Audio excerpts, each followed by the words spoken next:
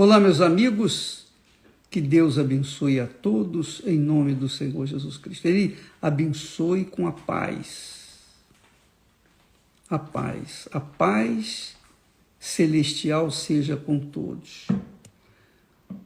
Eu queria falar, falando sobre paz, referindo-se à paz. Todo mundo quer paz, não é verdade? Todo mundo quer paz. Mas nem todos querem pagar o preço pela paz. Nem todos estão dispostos a a pagarem aquele preço que a paz exige. E quando a gente fala de paz, a gente fala de uma paz divina, a paz que vem do alto, não a paz desse mundo, porque a paz desse mundo não presta. A paz desse mundo não presta, porque esse mundo está no maligno. A Bíblia diz que esse mundo está no maligno, ela está no mal, esse mundo está mergulhado no mal, no pecado. Então, como que pode haver paz para um mundo que vive no pecado? A mesma coisa acontece com as pessoas. Elas querem paz, pessoas religiosas. Elas vão nas igrejas, nas suas religiões, elas fazem seus votos, elas conquistam bênçãos, mas não há paz. Não há paz. Por quê? Porque a paz, o preço o preço que a paz, que Deus pagou para nos dar paz, foi a vida de Jesus no Calvário. É isso mesmo. É impossível a pessoa ter paz se ela está no pecado. É impossível. Não existe. Não existe uma pessoa que viva em paz, vivendo também no pecado. A paz não combina com o pecado. E eu estou me referindo à paz de espírito, a paz na alma, na consciência, a paz que vem do alto. Não aquela paz, aquele momento que a pessoa vive na balada, que ela está se divertindo, se alegrando, bebendo e vivendo de forma aleatória. Eu estou me referindo à paz que a pessoa tem dentro de si, carrega consigo como se uma joia preciosa. Ela carrega consigo, esteja em casa, esteja no trabalho, na rua, fazendo compras, qualquer que seja a sua atividade, 24 horas por dia, ela tem paz. Ela está em paz. Ainda que tenha do lado de fora uma guerra. É uma guerra contra o mal. Mas dentro dela há paz. E quando ela encontra essa paz, aí já era. Ela se torna feliz. O apóstolo Paulo ensina, o Espírito Santo, através de Paulo, diz assim: tendo sido, pois, justificados pela fé, quer dizer, a fé sobrenatural, a fé inteligente, nos justifica diante de Deus. E a fé inteligente é aquela fé que a pessoa coloca a sua vida no altar e vive nesse altar. Quer dizer, a sua vida é uma oferta permanente no altar de Deus. Então ali ela é justificada, ela se torna merecedora. Merecedora. É comum as pessoas dizerem assim: eu não mereço. Realmente, nós não merecemos nada de Deus. Mas quando nós apelamos para a fé sobrenatural, a fé inteligente, a fé que se apoia na palavra de Deus, que é fé é certeza, né? Você tem certeza do que a palavra de Deus é para você, você então aplica aquela palavra na sua vida, exercita aquela palavra na sua vida. E essa prática da fé inteligente, da fé na palavra de Deus, faz com que nós tenhamos a nossa consciência limpa, lavada, purificada. E veja só, o apóstolo está dirigindo essa carta aos romanos à igreja de Roma, que estava em Roma naquela altura. Aqueles romanos que haviam se convertido ao Senhor Jesus, deixaram as suas idolatrias, seu paganismo e abraçaram a fé no Senhor Jesus. Então essa fé os fez sentir paz, ter paz, porque a fé nos justifica. Talvez essa linguagem justificar, a palavra, o verbo justificar, ela seja um tanto assim difícil para algumas pessoas entenderem. Justificar quer dizer, você é perdoada. Por exemplo, o advogado defende o seu cliente de uma culpa, o cliente foi pego pela polícia e ele é trazido ao juiz. O juiz, por sua vez, vai julgar o que ele havia feito. Então, o advogado tem a obrigação de defender o seu cliente para tentá-lo justificá-lo, para tentar tirar a sua culpa, eliminar a sua culpa. Por exemplo, desculpa, deixa eu beber um pouquinho de água.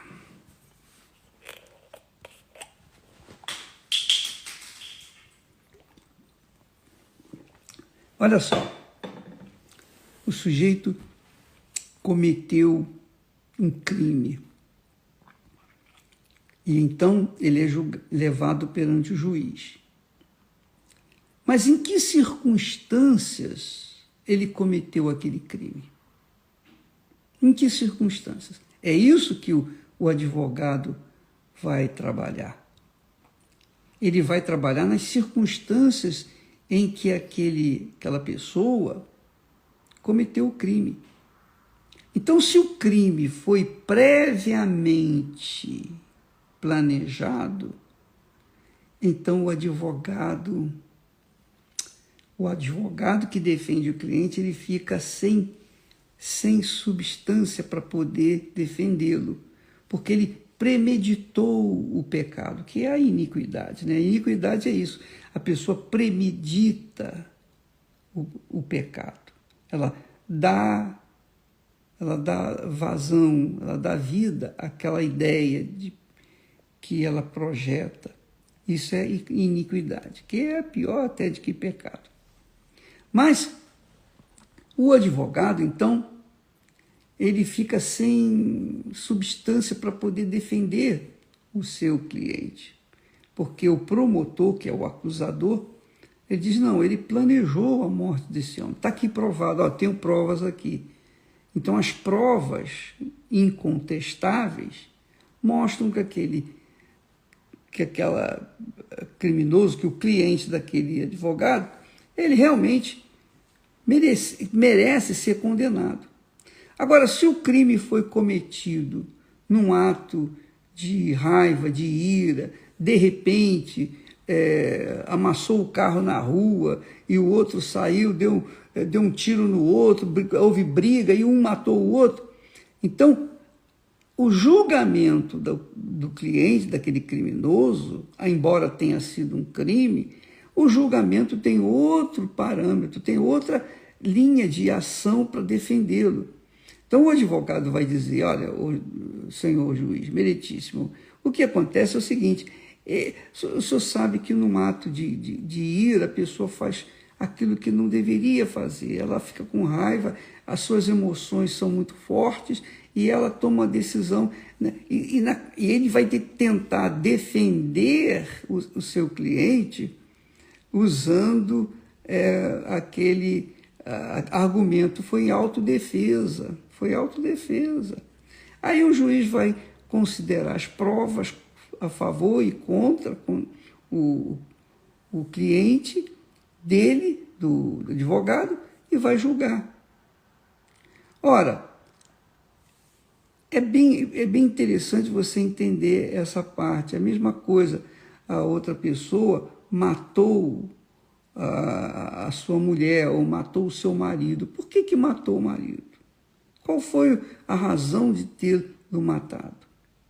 Então, o juiz vai julgar de acordo com as circunstâncias que aconteceram aquele crime. Compreende o que eu estou falando? Agora, quando a Bíblia fala que nós somos justificados pela fé, isso é claro, é claríssimo. Porque aí o crime, que é o pecado, não tem fiança, não tem esse negócio. Por que ele cometeu aquele pecado? Não tem isso. Ele cometeu o pecado. O pecado, a Bíblia fala que o preço do pecado é a morte. E todos os que pecaram, todos os que pecam, todos os que vivem no pecado vão morrer, e não morrer simplesmente como todo mundo morre. Todo mundo morre, justos e injustos. Mas os que viverem no pecado vão morrer no pecado e vão viver a eternidade na condenação eterna. Então, quando nós temos a fé no Senhor Jesus Cristo, isto é, quando nós obedecemos a sua palavra, a sua voz, praticamos a sua palavra, então, automaticamente, nós somos justificados. Os nossos pecados são perdoados. Por quê? Porque Jesus pagou esses pecados lá no Calvário. Essa fé é que nos faz sermos justos diante de Deus.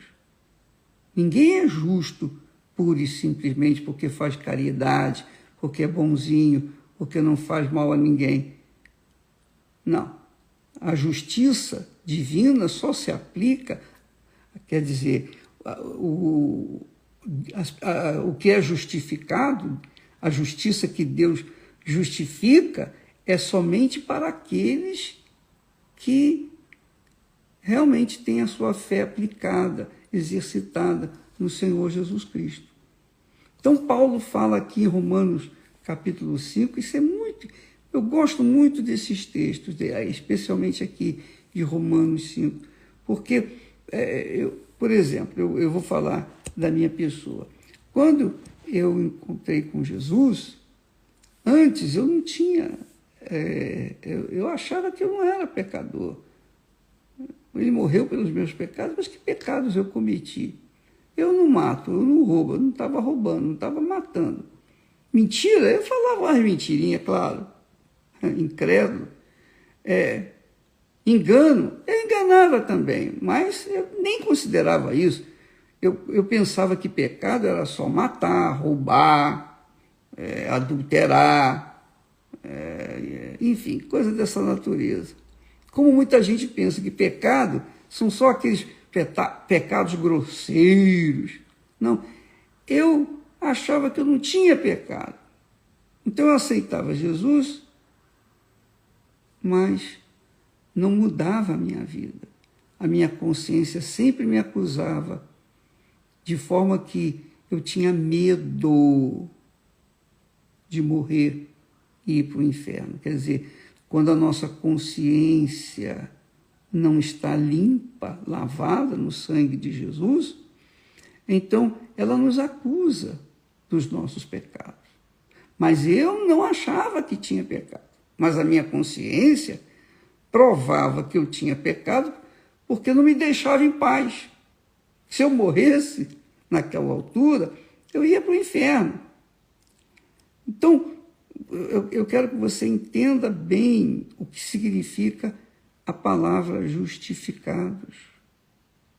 Quando o apóstolo diz justificados pela fé, quer dizer, nós não temos méritos, eu não merecia ser justificado, perdoado, mas porque aceitei Jesus, eu creio em Jesus como meu Senhor, meu Salvador, eu creio que Ele morreu por mim, pelo meu pecado. Eu pensava em mim. Então, Senhor, eu reconheço que eu reconheço o meu pecado. E foi o Espírito Santo, e é o Espírito Santo que nos convence do pecado. É Ele que convence. E Ele me convenceu do meu pecado. Quando eu vi o meu pecado, meu Deus do céu, foi um pega para capar. Desculpa lá a expressão, mas foi um Deus nos acuda, porque eu fiquei desesperado. Eu vi o meu pecado. Eu vi o meu pecado. Era terrível, era cruel. Eu vi, Deus me deu olhos para me ver como Ele via os meus pecados. E então, desesperado, eu falei, quem pode me salvar? E o Espírito Santo, então, me levou até o Senhor Jesus, que estava pronto para me salvar. E Ele me salvou. A partir dali, eu perdi aquele medo de morrer. Eu perdi aquele medo do diabo. Eu perdi aquele medo do inferno. Eu perdi completamente, porque a minha consciência já estava agora limpa, pura. E essa consciência pura, limpa, me dava uma paz permanente.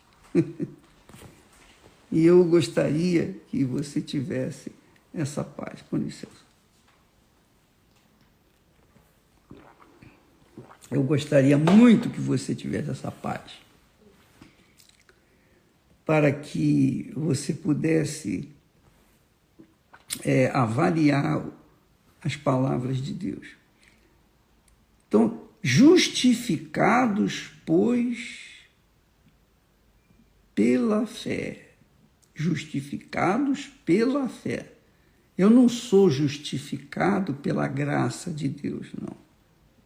Eu sou justificado pela fé no Senhor Jesus. Eu tive que fazer a minha parte. Deus nos dá a graça de nos perdoar, de nos aceitar, de nos convencer do nosso pecado. Mas cabe a cada um de nós decidir se aceitamos o sacrifício de Jesus para nós, se cremos no sacrifício do Senhor Jesus para nós, e por conta disso, por causa dessa crença, então nós começamos a praticar a palavra dele, obedecer a sua voz, aí sim, há uma conexão, há um casamento entre nós, quer dizer, uma aliança entre nós. Deus fez a parte dele e eu fiz a minha parte. Então eu vivo em paz. Eu tenho paz.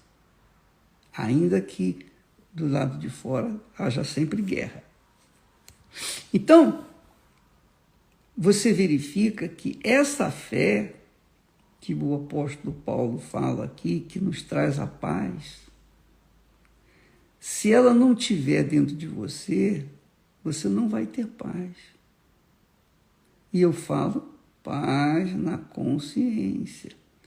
O juiz pode injustamente julgar o réu e condená-lo, mas se esse réu foi nascido do Espírito Santo, se ele tem a sua fé firmada no Senhor Jesus, ele fica em paz, porque ele sabe que mesmo que os homens tenham sido injustos para com ele, mesmo que o juiz tenha sido injusto para com ele, mas o justo juiz o eterno juiz, o verdadeiro juiz, o que julga por toda a eternidade. Esse juiz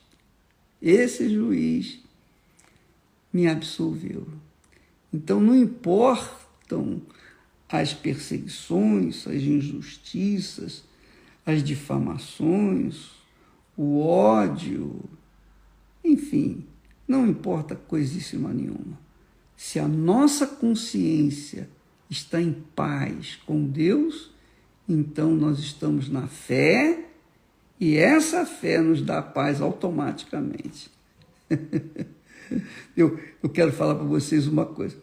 Eu atendi uma vez um elemento, eu digo elemento porque ele fez uma coisa extremamente pecaminosa, ele fez uma coisa agressiva à igreja, fez uma extremamente agressiva à minha pessoa que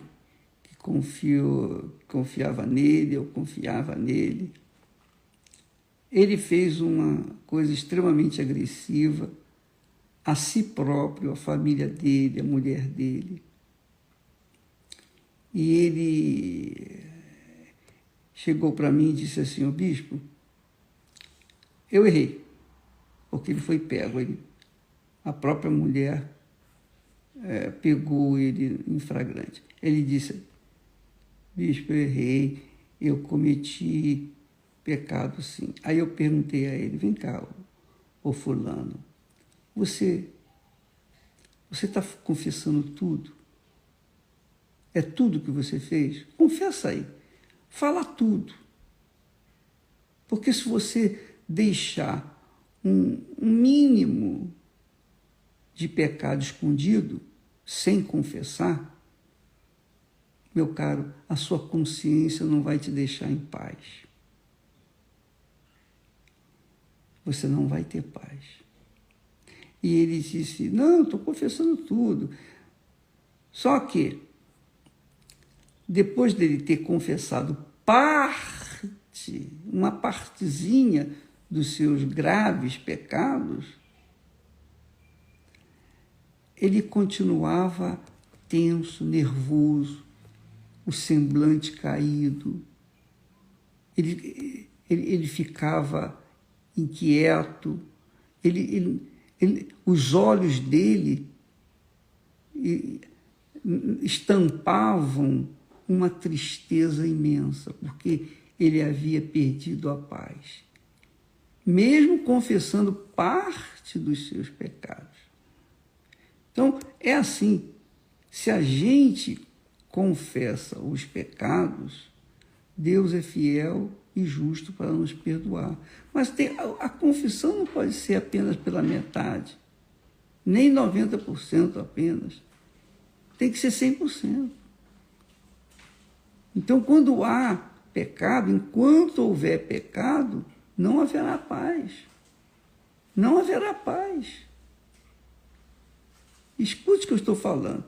Por exemplo, eu estou falando com você agora e você pode sentir a paz que eu tenho, porque essa paz eu passo para todas as pessoas, independentemente se elas creem ou não, mas eu estou passando aquilo que eu tenho, eu estou dando o que eu tenho. Então, muitas pessoas podem, nesse momento, sentir um alívio, uma sensação de bem-estar, mas acabou aqui o live e a pessoa continua no pecado, ela volta novamente a sofrer.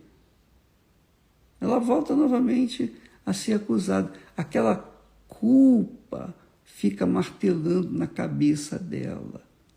A consciência dela fica doendo, latejando, latejando, latejando. Então, a pessoa não tem paz.